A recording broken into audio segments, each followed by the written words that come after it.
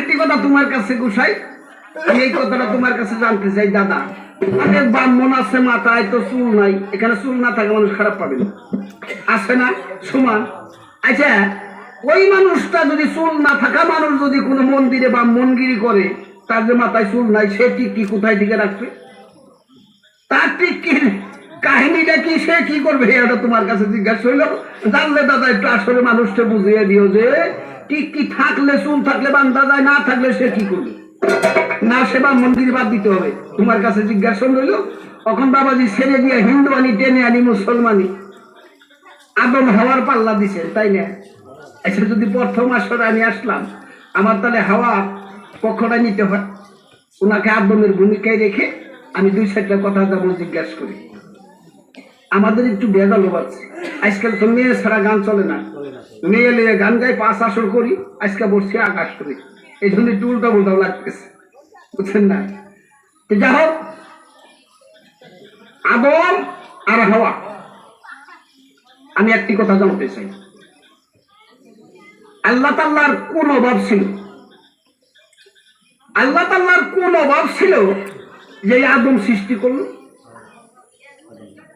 এই আদম কেন সৃষ্টি করলো? আল্লাহর কোন অভাব? আল্লাহর কোন গরুর ঘাস কাটা লাগে বা কোনো দরকার আছে যে এইগুলা দিয়ে এই কাজ করামো? এই আদম সৃষ্টি করা লাগে। আমি দলিলে শেষ পেয়েছি 8টা জাত, 8টা বাদ দিলাম, 4টা জাত দলিলে আছে যে আদম সৃষ্টি করার আগে আল্লাহ তাআলা 4টা জাতকে সৃষ্টি করছে। এই মানব জাতি সৃষ্টি করার আগে সেই জাতগুলা পৃথিবীতে সৃষ্টি করে কেন, কোন কারণে, কোন অপরাধে এই পৃথিবী থেকে ধ্বংস করে দিল? তাদেরকে কোন বস্তুর অভাব ছিল, কোন বস্তু তাদের কাছে ছিল না? কেন তারা পৃথিবীতে অত যত্ন করে সৃষ্টি করে কেন পৃথিবী থেকে ধ্বংস করে দিল? ধ্বংস করার কারণ কি? তোমার কাছে জিজ্ঞাসা করি। কথাগুলো একটু খেয়াল করে শুনবেন। আচ্ছা, এই জাতগুলা ধ্বংস করলো, কিন্তু ধ্বংস করার শেষে সেখান থেকে কোন জাত কি দুনিয়ায় আছে? 4 জাতের ঠিকানা একবার শেষ করে দিছে। যদি থাকে তাহলে তোমার সাথে দ্বিতীয় আসরার কথা আছে, আর যদি না থাকে তাও তুমি সত্য কথা যেটা দলিল আছে সেই কথাটা আসলে বলে দিই। আচ্ছা, 2 নম্বরের কথা, এই যে 4 জাত ধ্বংস করে, 4টা জাত ধ্বংস করে আল্লাহ লগে লগে আদম সৃষ্টি করে নাই। কতদিন পরে আদম সৃষ্টি করলো? এই আল্লাহ তখন কোথায় আছে? এই 4 জাত ধ্বংস করার পরে আল্লাহর জায়গা একটা আছে, সেই কোন জায়গায় বসেছিল? কতদিন থাকার পরে এই আদমকে সৃষ্টি করে? আচ্ছা, আদম সৃষ্টির যখন মিটিং বসলো, আদমকে সৃষ্টি করব, 3টা মিটিং করেছিল, সমস্ত ফেরেশতাই ছিল, একটা ফেরেশতা দূরে ছিল, সেই ফেরেশতা কাছে আসলো না। কারণটা কি? একটা ফেরেশতা কেন আসলো না? দাদা, আমি তোমার কাছে কথাটা জানতে চাই। ওই ফেরেশতাটা কেন আসলো না সেই মিটিং এ? তোমার কাছে একটা জিজ্ঞাসা হলো। শেষ মিটিং এ ওইটা দূরেই রইল। যখন এই যে মাটি আনবে সিদ্ধান্ত হইল, এখানে বাবাজি অনেক প্রশ্ন আমি করবো না। সভাপতি কোনজন, রসি কি, এগুলো মানুষের সবকিছু জানে, এগুলো করবো না। মূল কথাগুলো আমি ধরে বলবো। আচ্ছা, যখন সেখানে সিদ্ধান্ত দিল 4টা ফেরেশতাকে মাটি আনার জন্য, 3টা ফেরেশতা ঘুরে আসলো। কোন কারণে ঘুরে আসলো? তারা তো আল্লাহর সৃষ্টি, ফেরেশতা আল্লাহ নূরের সৃষ্টি। কেন ঘুরে আসলো? আজরাইল মাটি আনলো, মাটিতে হাত দেওয়ার সাথে সাথে মাটিকে বলছিল আমাকে নিয়ে কি করবে? বিশ্বের বাগানে বাগান সাজাবে। তখন বলছিল তুই যে আমাকে নিবি, আমি গর্ব আছি, আমাকে তো নিস না। আমি জানতে চাই তখন মাটি গর্বে কে ছিল? তোমার কাছে আমার এই কথাটা দরকার হইল, জানলে একটু আসরে বলে দিও। বাদ বাকি আর জিজ্ঞাসা করবো না, 4টা 5টা হয়ে গেছে, তাই না বাবাজি? এটি বানতে অনেক সময় লাগবে। আচ্ছা, এই যে সেখানে মাটি ধরার পরে এক দোহাই ছিল গর্ব, আর মাটি একটা চিৎকার দিয়েছিল যখন বলছে যে পৃথিবীতে আদম সৃষ্টি করবে, আল্লাহর কথা যে শুনবে তাকে বেচতে দিবে, যে কথার অবাধ্য করবে তাকে দুজকে দেওয়া হবে। তখন মাটি চিৎকার দিয়েছিল। সেই চিৎকারের সাথে সাথে কি সৃষ্টি হয়েছিল তোমার কাছে এই পর্যন্ত জিজ্ঞাসা হলো।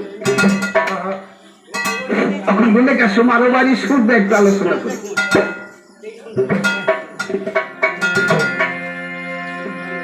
আজকে 3 মাস না 4 মাস হলো রোজার ঈদের থেকে 1 সপ্তাহ আগের থেকে গান বাদ দিছি। পরীক্ষা চলতেছে। ঈদের পরে অবশ্য দুই একটা গান গাইছি, তারপরে আর গান টান নাই। বাবা আসসালামু আলাইকুম। 4 মাসের মতো এরকম বসা।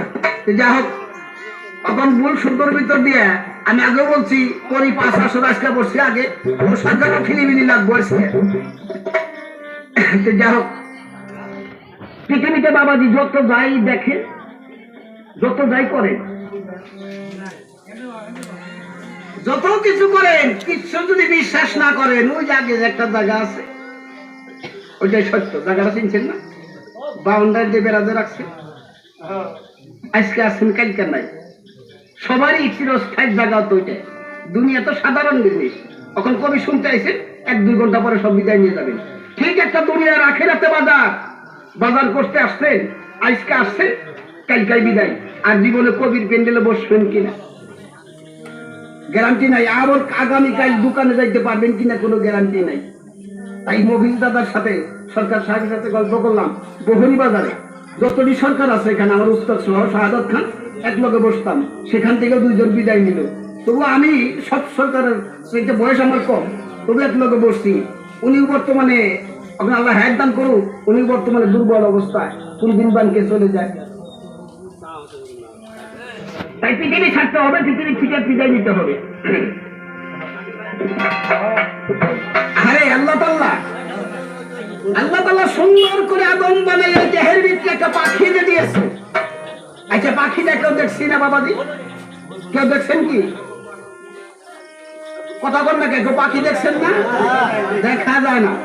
আচ্ছা, যে নাকি রাত্র দিন আপনার সাথে থাকে, আপনি খারাপ কাজে গেলেও পাখির সাথে, ভালো কাজে গেলেও পাখির সাথে। 8 আঙ্গুল পাখিটা আপ ডাউন করতেছে, কালা না দলা না সাদা, একদিনও চিনলাম না। মানুষ মরার পরে দেখবেন বড় বড় একটা দলিলে পেয়েছি, এইরকম বড় বড় করে কোনো মানুষ চেয়ে থাকে না? মরার পরে চোখ বড় বড় করে উপর দিকে চেয়ে থাকে, বলে খারাপ না, দলিলে পেয়েছি। দেহের ভিতরে যা ছিল সেদিন যে বাহির হয়ে গেল, ওইটাই সে দেখলো। আরে আমার দেহের ভিতরে বাস করলি, তোর জীবনে দেখলাম না, আজকে দেখলাম তুই আমাকে ছেড়ে চলে গেলি। সবারই যেতে হবে।